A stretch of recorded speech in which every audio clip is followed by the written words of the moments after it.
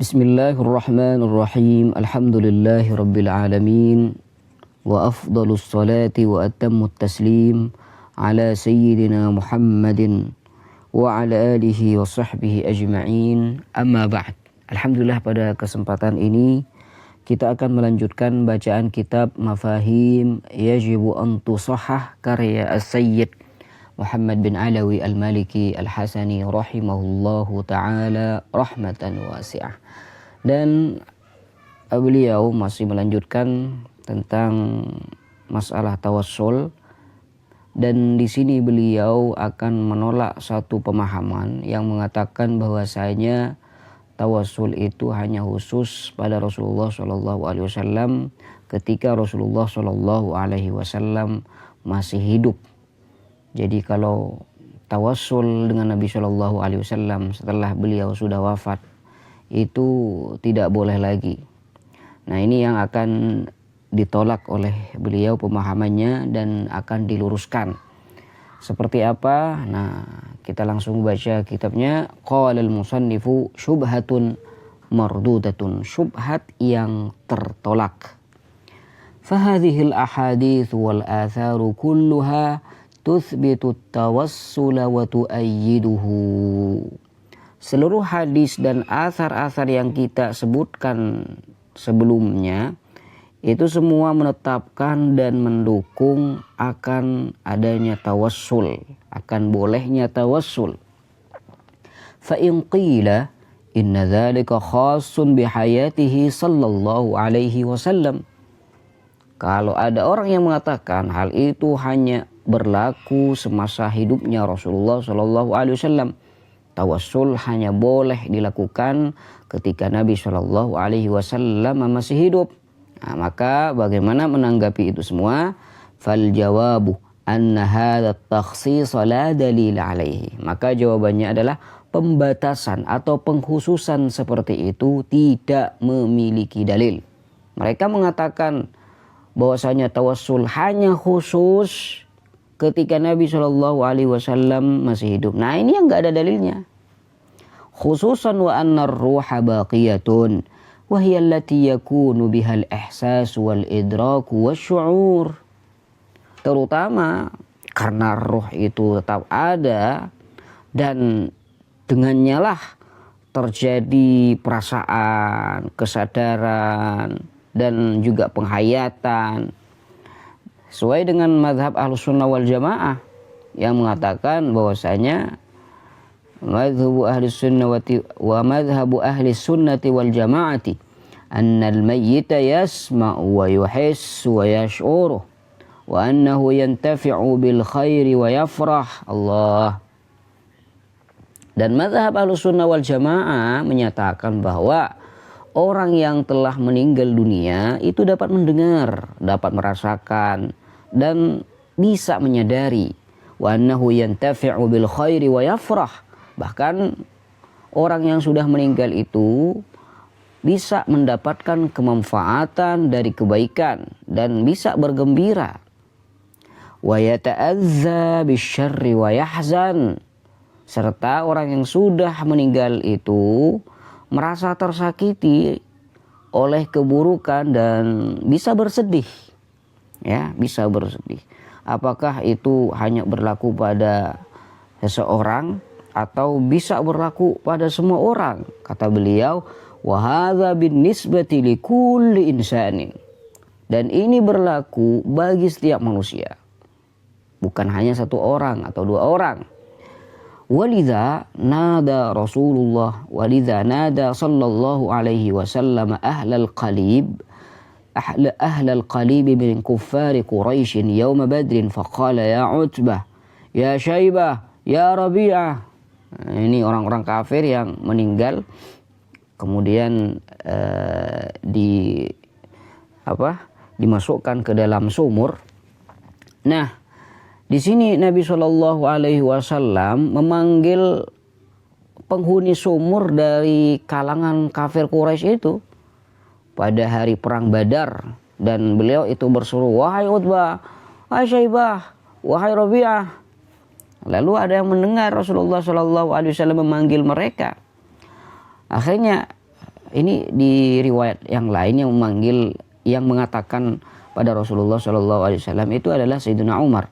Faqila lahu, lalu ada yang berkata pada Rasulullah, yaitu Sayyidina Umar di riwayat yang lainnya. Faqila lahu kaifa yasma'u wa anna yujibu wa qad jayyafu. Jadi seakan-akan heran, kenapa Nabi Shallallahu Alaihi Wasallam manggil mereka, kan mereka sudah wafat gitu. Akhirnya Sayyidina Umar ini bertanya pada Rasulullah Shallallahu Alaihi Wasallam ketika mendengar Nabi Shallallahu Alaihi Wasallam memanggil mereka. Apa kata Sayyidina Umar? Bagaimana mereka bisa mendengar dan bisa membalas, padahal kan jasad mereka sudah membusuk. Faqal, lalu Nabi Shallallahu Alaihi Wasallam menjawab, walladzi nafsi biyadihi ma antum bi asma'a lima aqulu minhum walakinnahum la yaqdiruna an yujibu. Jawaban Nabi Shallallahu Alaihi Wasallam, demi zat yang jiwaku berada di tangannya, artinya demi Allah, kalian tidak lebih mampu mendengar apa yang aku ucapkan daripada mereka. Jadi mereka mendengar seperti halnya kalian mendengar, hanya saja mereka tidak mampu membalasnya. Nah seperti itu. Jadi sabda Nabi Shallallahu Alaihi Wasallam ini menunjukkan bahwasanya mereka itu bisa mendengar. فإذا كان هذا عاما لكل إنسان فكيف بأفضل البشر وأكرمهم وأجلهم. Jika hal ini berlaku untuk semua manusia, lalu bagaimana dengan manusia terbaik, termulia dan paling agung, yaitu Rasulullah Shallallahu Alaihi Wasallam. La syakka annahu akmalu ihsasan wa atammu idrakan wa aqwa syu'uran. Maka tidak bisa diragukan lagi bahwa beliau Sallallahu Alaihi Wasallam memiliki perasaan yang paling sempurna, kesadaran yang paling utuh, dan penghayatan yang paling kuat. Ala annahu qad ja'at tasrihu fil ahaditsil katsirati bi annahu yasma'ul kalama wa yaruddu salama wa tu'radu alaihi a'malul ummati.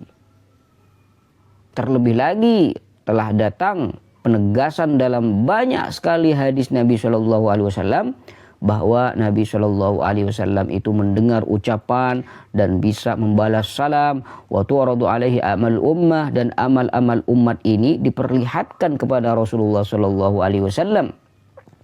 Wa annahu yastaghfiru li sayyi'atihim wa yahmadullaha ala hasanatihim, dan Nabi Shallallahu Alaihi Wasallam itu memohonkan ampun atas keburukan mereka, keburukan umatnya, dan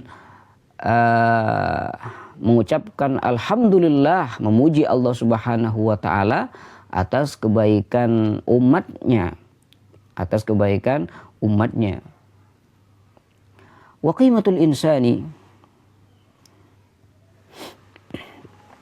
qimatul insani fil haqiqati innama hiya bimiqdari syu'urihi wa ihsasihi wa idraki la bihayatihi. Jadi kata beliau, qimatul insan, nilai sejati manusia itu sebenarnya fil haqiqati innama hiya bimiqdari syu'urihi. Itu tergantung pada kesadaran, ihsasihi, perasaan, wa idrakihi, dan penghayatannya, la bihayatihi, bukan pada sekedar hidupnya. Walidzalika nara katsiran minal ahya'i qad haramahumullahu ta'ala al-ihsas wa syu'ur al-insaniyya ma'a baladati at-tab'i wa qillati dzauqi. Karenanya kita melihat banyak orang yang masih hidup yang telah Allah haramkan dari rasa dan perasaan kemanusiaan, dan juga ditambah watak yang tumpul dan dzauq yang sangat kasar.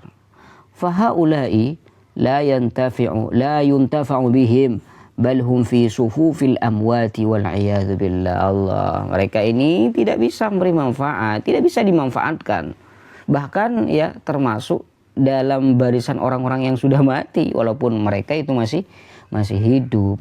Allah. Jadi qimatul insani, kata beliau, qimatul insan fil haqiqah innama hiya bimiqdari syu'urihi wa ihsasihi wa idrakihi.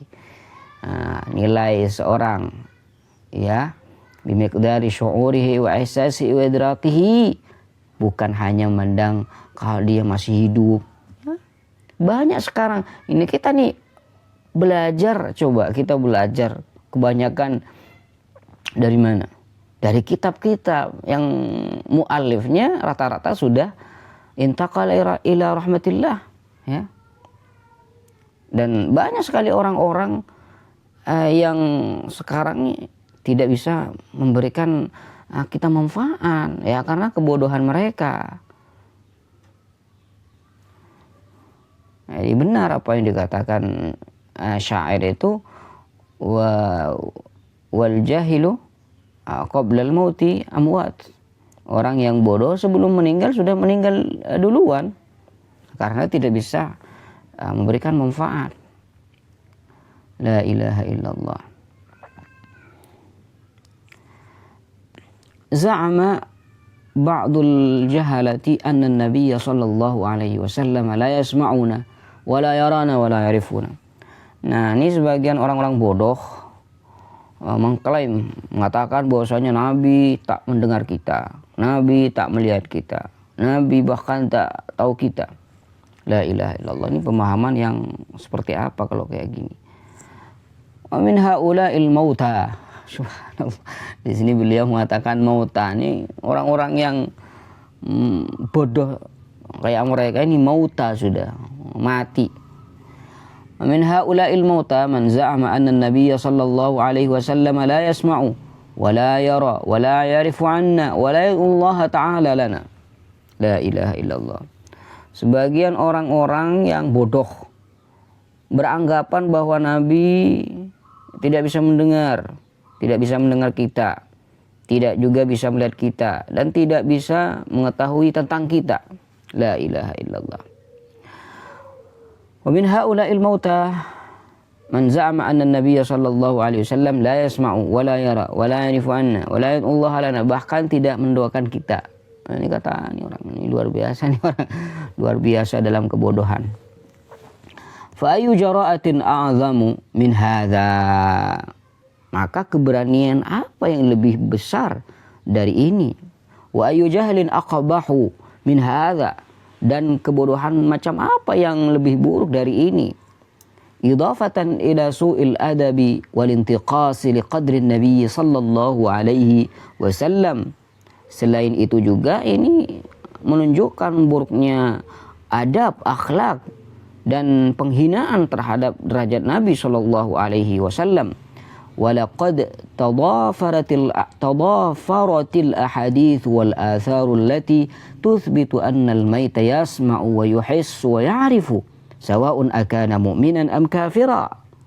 Telah banyak sekali hadis-hadis dan juga asar-asar yang menegaskan bahwa orang mati itu bisa mendengar, bisa merasakan dan bisa mengetahui baik itu seorang mukmin maupun kafir. Qala Ibnul Qayyim fi Kitabir Ruh, bahkan Imam Ibnul Qayyim, imam mereka nih, fi Kitabir Ruh, dalam kitabnya yang bernama Ruh.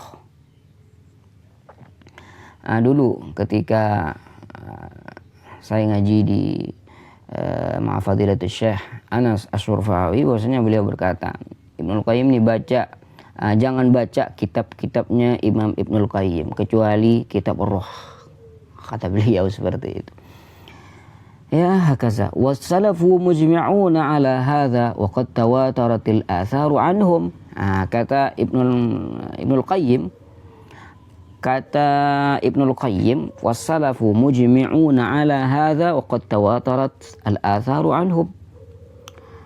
Para salafun salih bersepakat atas hal ini. Dan athar-athar dari mereka telah mutawatir, menunjukkan bahwasanya orang yang sudah meninggal itu bisa mendengar, bisa merasakan, bahkan mengetahui. Cuma kata Nabi di riwayat yang tadi, mereka itu tidak bisa menjawab. Wa qad su'ila Syekh Ibnu Taimiyah an hadhihi al-mas'alati fa afta bima yu'ayyidu dzalik. Bahkan Syekh Ibnu Taimiyah pernah ditanya tentang masalah ini, maka beliau memberikan fatwa yang mendukung hal tersebut. Ya, sama seperti pernyataan dari Imam Ibnul Qayyim tadi. فإذا كان هذا في حق عامة البشر فما بالك بعامة المؤمنين بل بخاصة عباد الله الصالحين.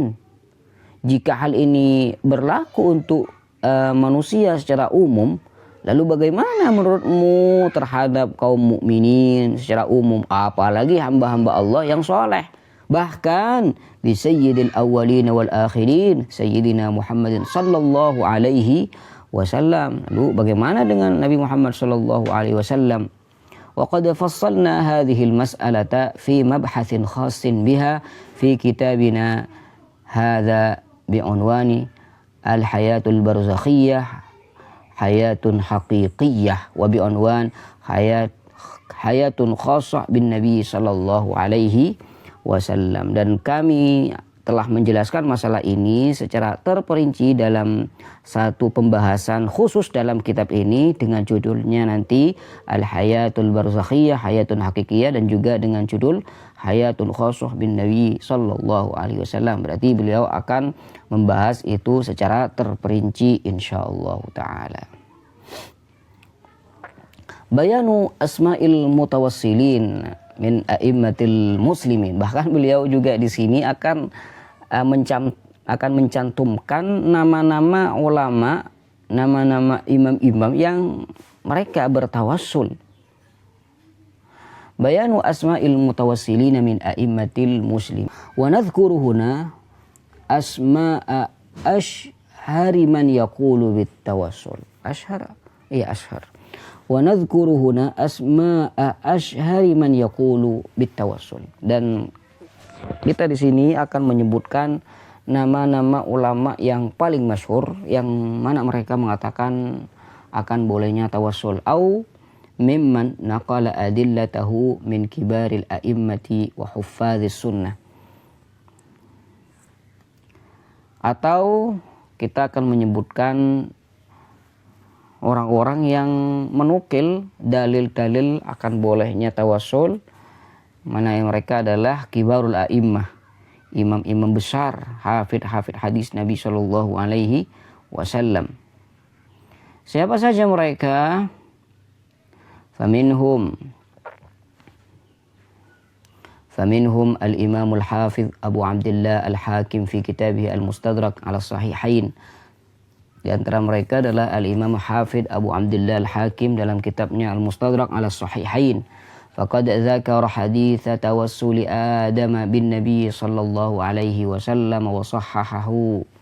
Beliau menyebutkan hadis tawassulnya Nabi Adam dengan Nabi sallallahu alaihi wasallam, dan Imam Hakim sendiri mengatakan hadis tersebut adalah hadis yang sahih.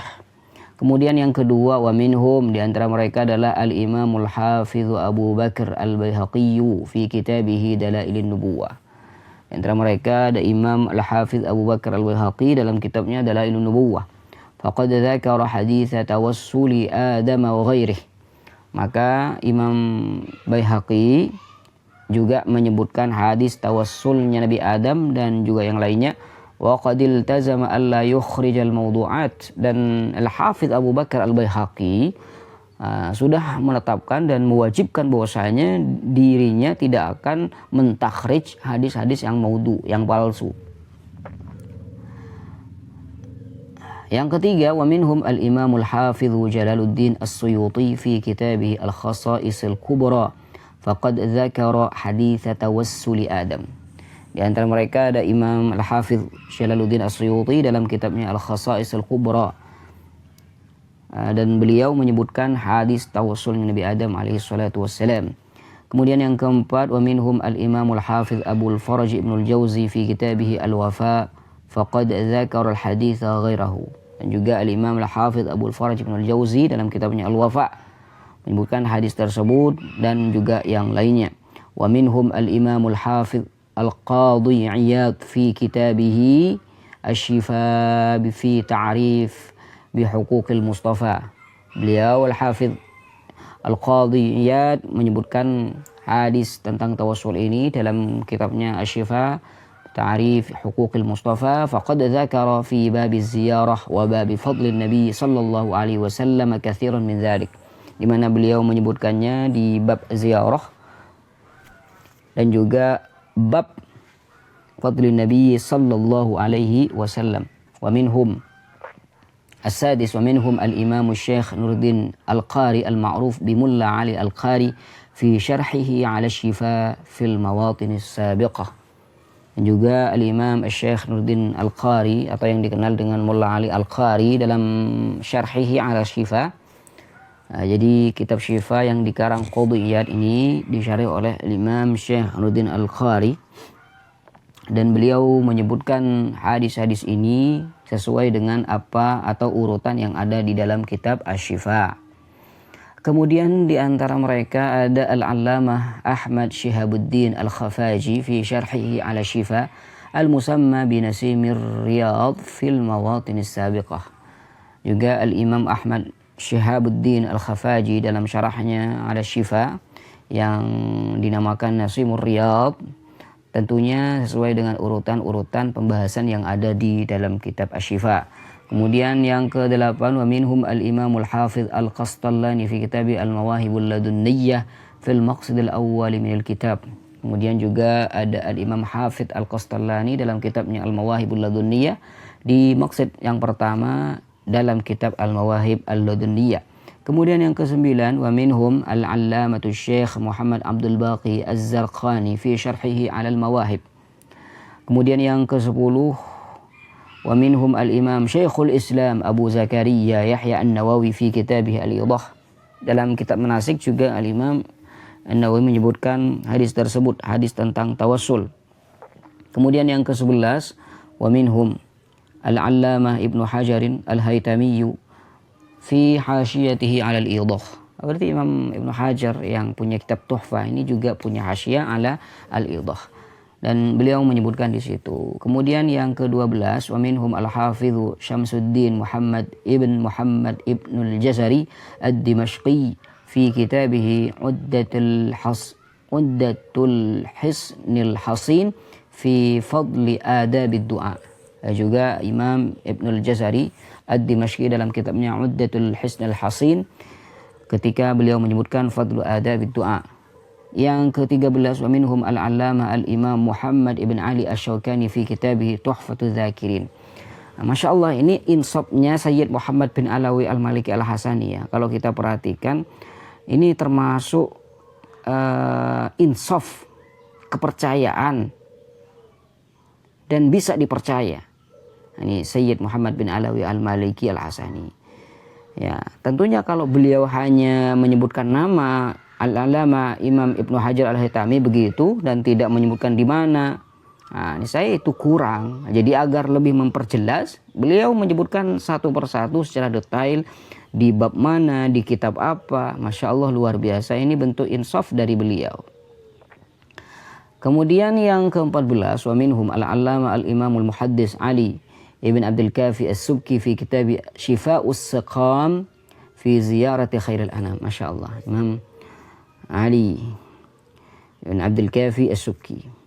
Yang ke-15 wa minhum al-Hafidh Imaduddin Ibn Kathir fi tafsir qawlihi ta'ala walau annahum idh zalamu anfusahum faqad dzakara qissatal Utbi ma'al Arabi alladhi ja'a zairan qasidan mustashfi'an bin Nabi sallallahu alaihi wasallam wa lam ya'tarid 'alaiha bi syai'. Dan juga Al-Hafidh Imaduddin Ibn Kathir dalam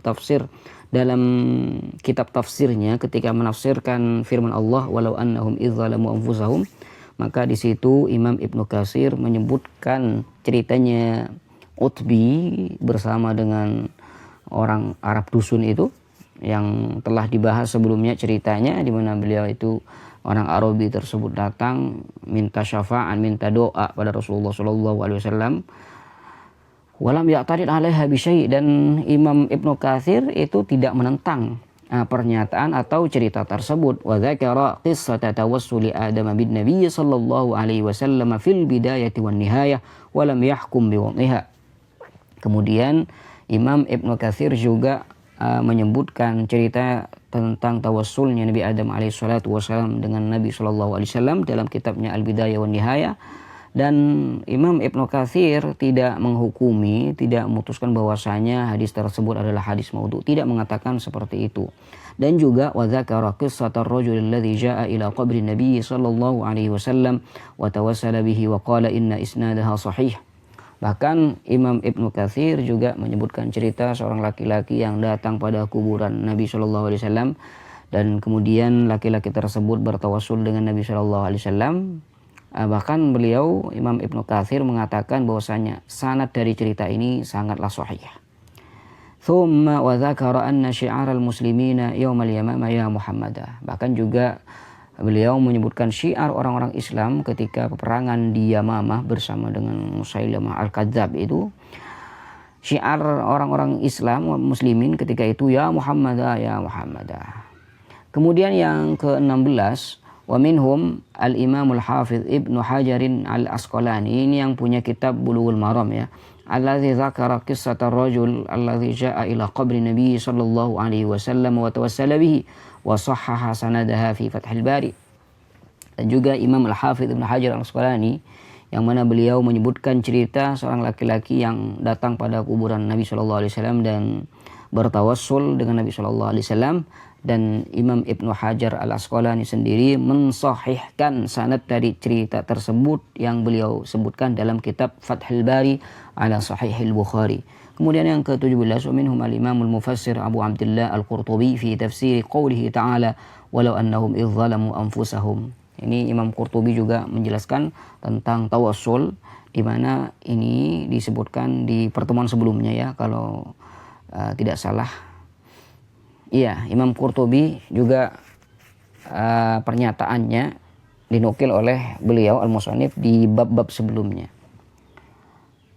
Allahumma shalli ala Muhammadin wa ala alihi wasallam walhamdulillahi rabbil alamin.